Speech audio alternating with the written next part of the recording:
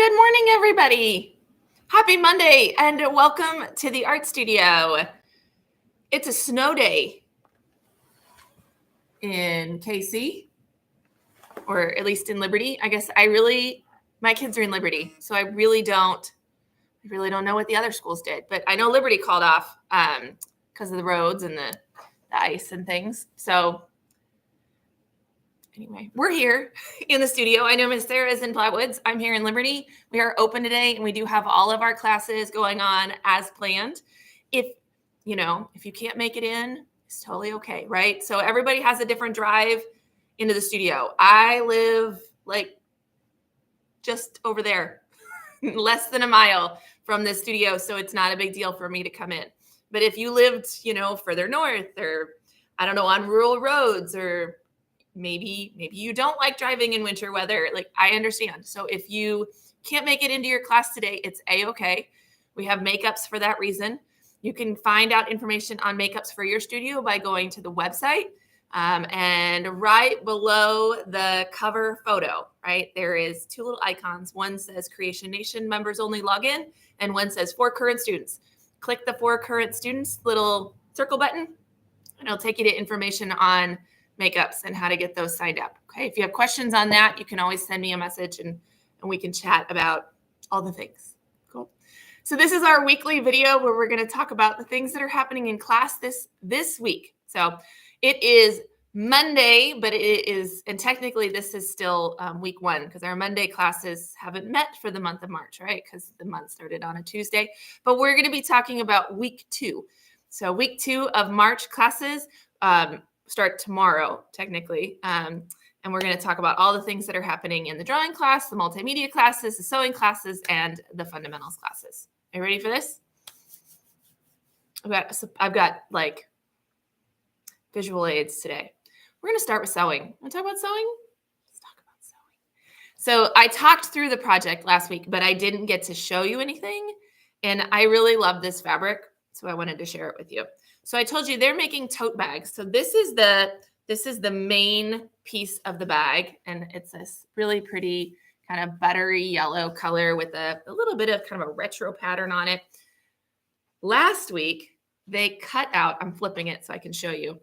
They cut out a shamrock from this yellow fabric, and on the reverse side, they've placed a piece of green felt, and they are stitching in kind of a reverse applique with a zigzag stitch all the way around this kind of peekaboo shape. So that's kind of a little detail that'll happen. Now, this will then get folded. It's going to be a box stitch. So it'll have a flat bottom and then a flat side, but it all gets folded and stitched in such a way that it has a little bit of structure to it.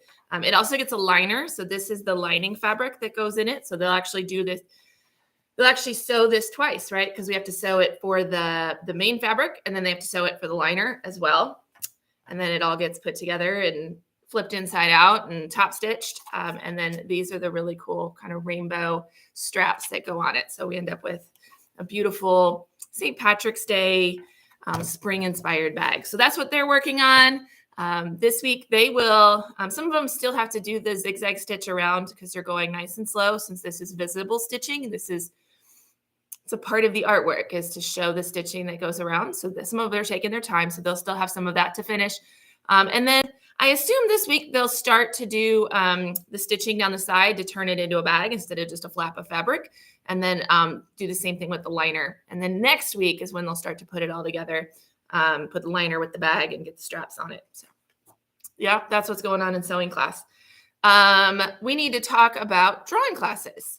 Hopefully you saw yesterday on Facebook, I posted a whole bunch of really adorable pictures of some of the kids in drawing class. So last month was portraiture. This month is figure, which is just the human body, head to toe. And it's learning the proportions. It's learning, where our bodies bend and move, the joints, the muscles, everything that goes on in the human body. So they started last week with blind contour drawing, which is an exercise in observation. And this week they're going to be using charcoal and big old sheets of newsprint. And they're going to be doing what we call gesture drawings, which are quick quick steady drawings, which will be great for our models because then they don't have to hold the poses for very long.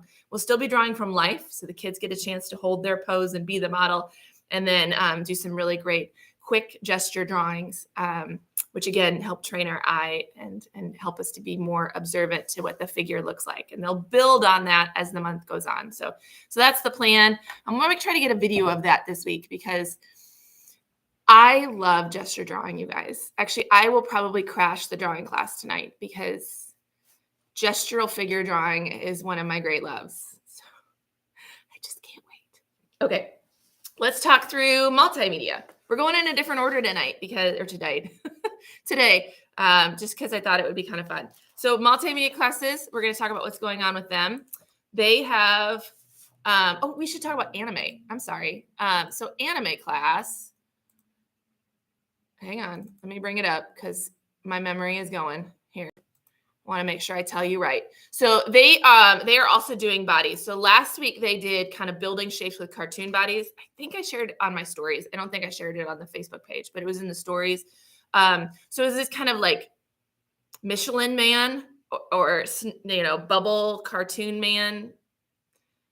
Who else am I thinking of that's kind of that bubble look? But like, where the body and then each body part is a bubble. So they were building shapes that way and trying to get the movement that happens in anime and manga and comic and cartoon drawing. They don't have to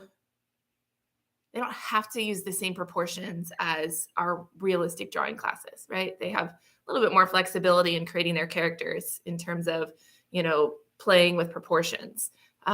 This week, they'll be moving towards anime, which is a more realistic comic style drawing.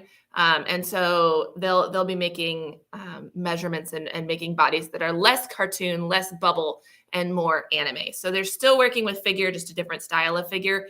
And I'll try to get some good pictures of that for next week. So that way I can show you the difference. So I think that'll be really, really great for you guys to see the difference between a cartoon body and like what we think of cartoon and comic and what we think of like anime and manga. So I will get that. Miss Grace, I'm sure, has even a handout if I can't find the kids' art. So, all right. And then next week they'll work on putting those bodies, whichever style they're working with, putting them in kind of positions and then how clothing lays on them. So that's what they'll be doing. Okay. Now we'll talk about multimedia. Okay. So our multimedia classes, for those of you who are new to the studio, multimedia just means that every month they're doing something different. They're doing a different technique. They're using a different media. We finished printmaking last month. Before that, they did acrylic. Before that, they did watercolors. Before that, they did ink. Before that, they did clay. And before that, we did pastels and oil pastels and chalk pastels and charcoal. So now we're on to what we call mixed media. This is March. I don't even know how many months into the school year. But you can see with everything we listed, they've done a lot in the studio in terms of what media they've worked with. Take a drink of coffee under breath, Allison. So this is mixed media. I think it's a salt truck. There's a truck in the parking lot making a lot of noise, but I think it's just the truck that's going to salt the parking lot. But the mixed media class just means we're going to use lots of different types of media in one piece of artwork. And so this is collage, this is painting, this is drawing, this is sculpture. It's a lot of times at the end of the project, it's adding in, like little details, fiber details, or stitching, or gemstones, or glitter, and when we give the kids all these options to put in their artwork, for some kids that's really overwhelming, and getting them to understand that less is more is a challenge. And it's, a lot of times our younger artists or our less experienced artists, more is more. More is more. And we got to use everything. And they're not quite as picky about what goes on it. And then it's fun to see as they develop their own vision for their artwork. And they're more choosy about what they put on it and what materials they use. It becomes less of a exploration of trying everything and doing everything and including everything and more of a what really goes with my artwork. And we see that as the kids get older, and we also see that as they spend more time in the studio. So I want to talk through some of the projects that we have coming on. One of them is a repeat that we've done in years past, and 2 of them are brand new to the studio. So we're pretty excited about kind of the invitation we're giving the kids and seeing what they can do with it. So the first one I'll talk through, and I brought one of the examples, is our 4th and 5th in middle school, high school. I told you last week they had a drawing step that they had to do. So they're creating these worm's eye view of nature worlds, very centered around kind of mythical mushrooms, is what we kind of gave them as examples and talk through. And you can see they've started to create these drawings. And how we know it's worm's eye view is because I can see the underside of the mushroom cap. Right? So I must be small enough to be under the mushroom cap. My perspective as the artist, as the viewer, is below that.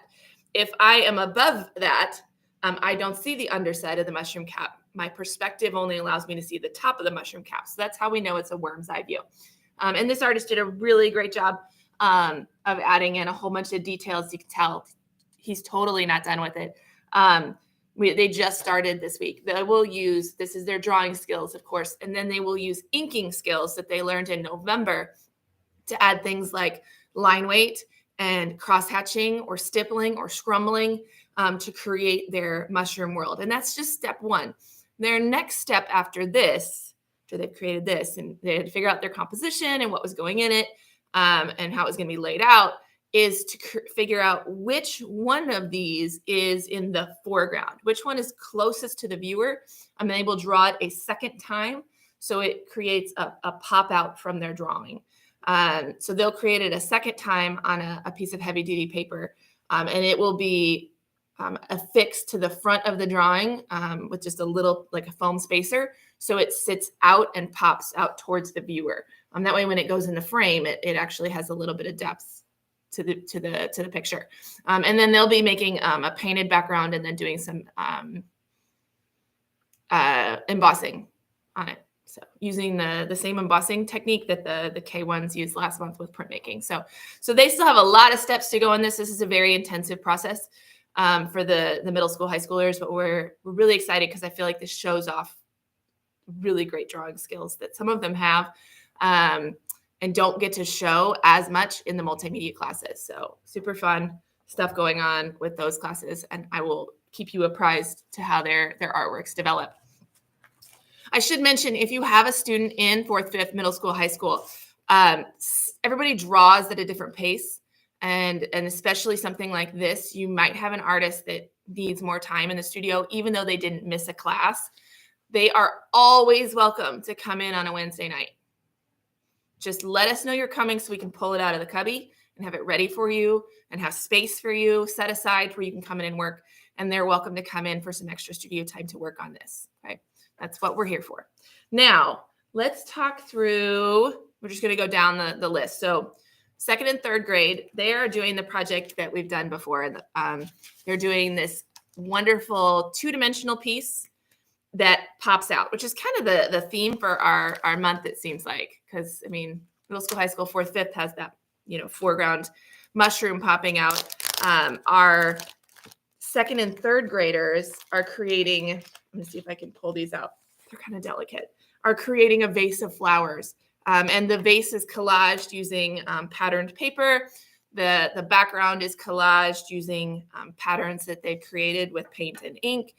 And their foreground, which is their flowers, are created using clay. And so these are, they're not super 3-dimensional, but they do come off of the page. And they used polymer clay last week.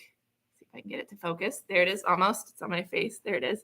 They used polymer clay last week to create these kind of intricate little flowers. You can see the texture detail that this artist included on her flower.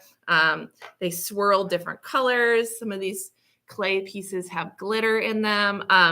So they've created 5-ish little clay flowers that will then be affixed to their artwork. So this was step 1 for them, and they did a really, really great job at building their flowers. So this week they'll be working on the background and the vase. So they get to kind of do what the K1s did last week, and create their own patterned and painted papers. And so they'll get to do some painting this week. They'll also use some of their November lesson in Zentangle and pattern making in order to incorporate that into the background. And we look at some of the art of Matisse because he used a lot of pattern in his art. So we'll look at that. Okay, K1. So K1, new project for us. They're making these beautiful butterflies that are also dimensional. So they're a paper project, not clay, similar to kind of what our middle school, high schoolers are doing, but the paper pops off the page. And so it will have a little bit of dimension to it. And it has lots of steps. So they started by creating their own colored papers. We started with white paper. They're going to paint the paper. What that does for us, as opposed to us giving them construction paper, by allowing them to paint it, one, they get a full spectrum of color, right? Because if I give you construction paper comes in a decent amount of colors, but it's still this very pure, flat color. If I give them paint, they now have the option of adding white to it, right? Making a tint, it becomes pastel. Adding black to it, making a shade, and it becomes darker and deeper, and sometimes a little bit duller if it makes it kind of a grayscale. They can add the complementary color to it, right, which takes it down in its saturation and vibrancy. And then it also gives us texture. So I want to show you some of the ones that our kids made, right? So they made, this is a beautiful kind of muted green blue, but look at why won't that focus? There it is. I want like that texture that happens there.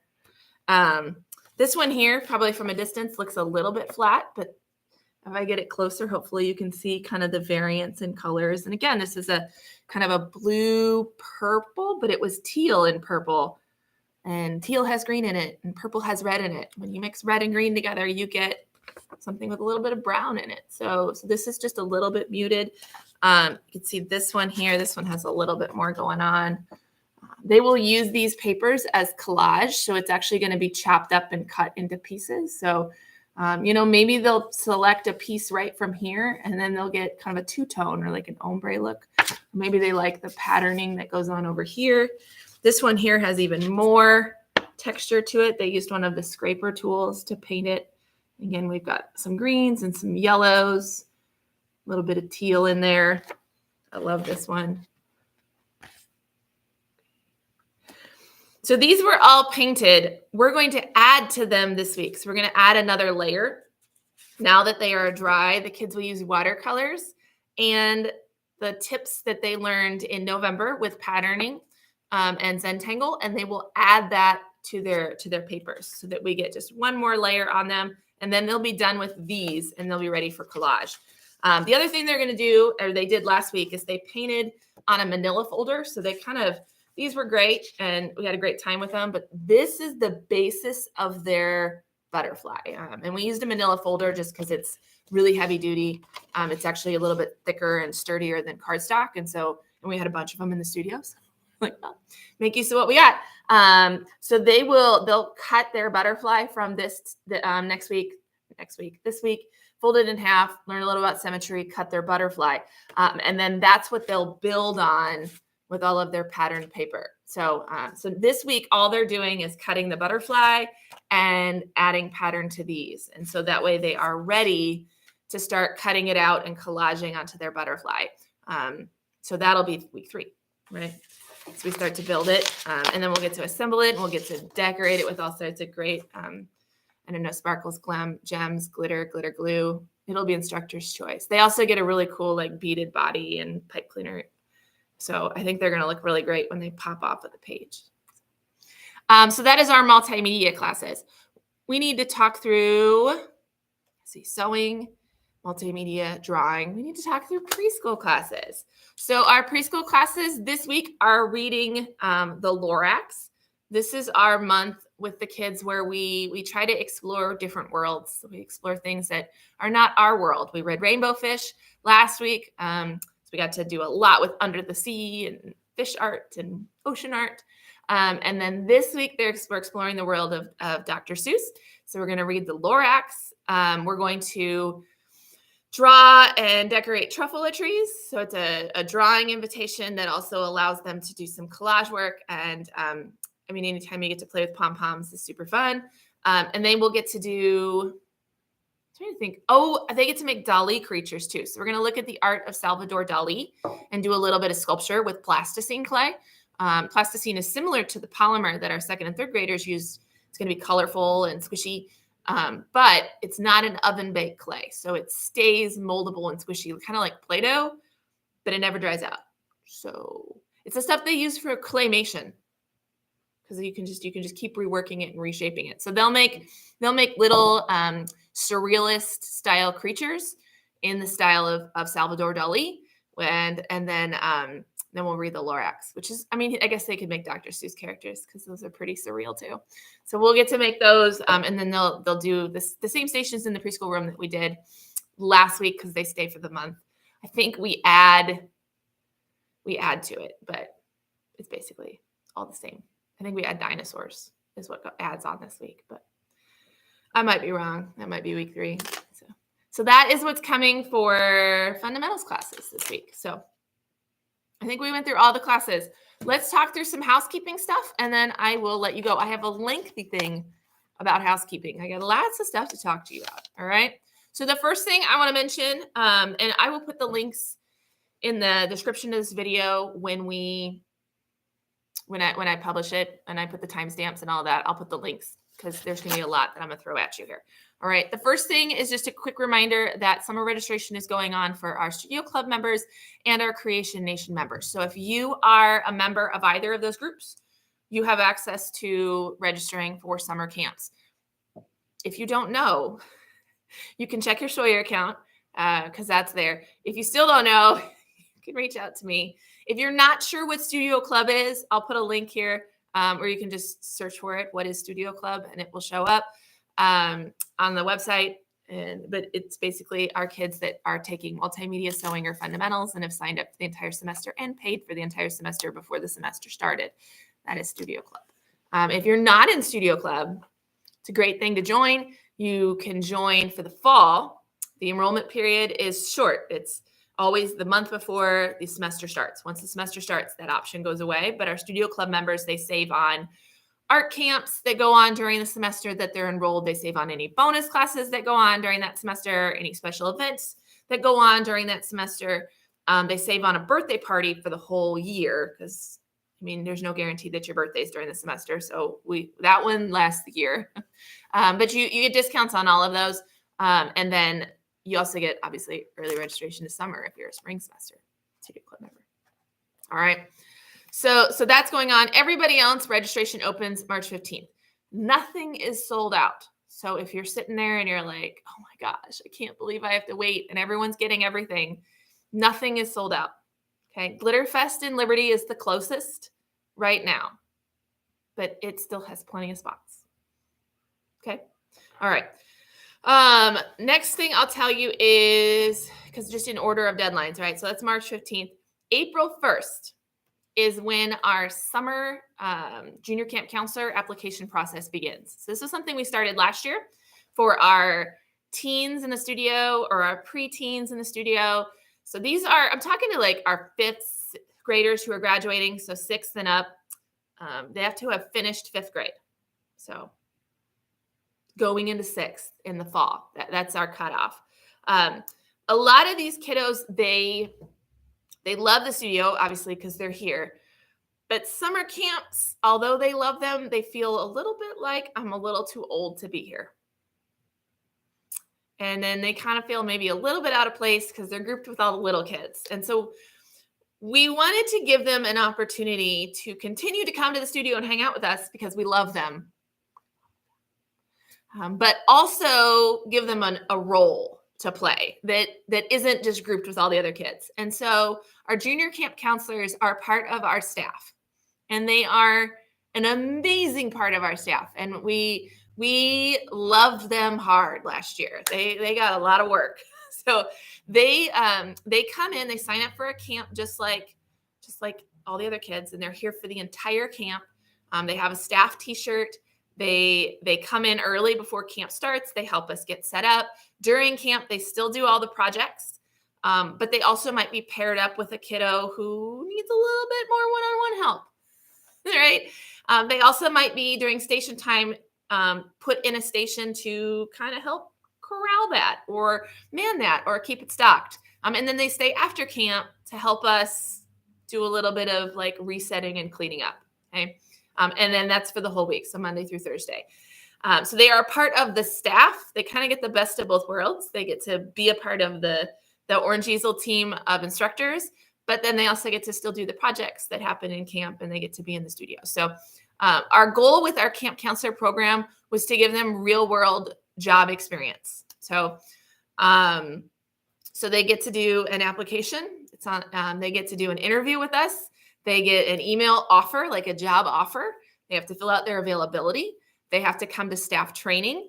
And so they get all of those things in preparation for their little summer job. So it is volunteer. There's no, we're not paying them to come in. It is volunteer, but you're also not paying us. So you're not registering for camp to come to camp. You just get to send your kid to us. So there is information on the website. If you go to orangeeaselart.com and just /junior staff, there's information about that program. That does go year round. So if they like the summer, which most of our kids do summer, but we do have some of our teens who help us out during the school year as well. So this is just for the summer period, and then we reapply and redo availabilities for fall. So you can just do summer. That's all. If you know, that's all you can do. So if you've got a kiddo who takes art classes with us and is interested, we would love to have them fill out an application and go through that process. Now, what we tell parents is nobody gets like denied part of junior staff.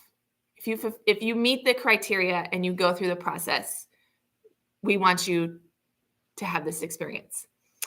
So it's not like they're interviewing and we might not accept them. They're interviewing with people who love them. They're interviewing with people who want them to succeed with this. And we do the interview, and then we give them feedback on the interview. So as soon as the interview is over, we say, okay, your interview is over. Let me tell you how you did. And we'll give them feedback. Like, make sure you ask questions. Make sure you make eye contact.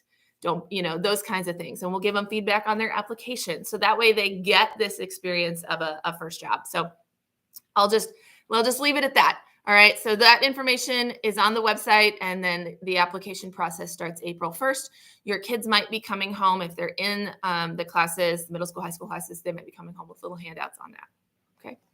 All right. Next up is April 24th. I was like, where am I at on my Post-it? April 24th is our student art show. We haven't had an art show, you guys, in like 2 years, and it is way past due.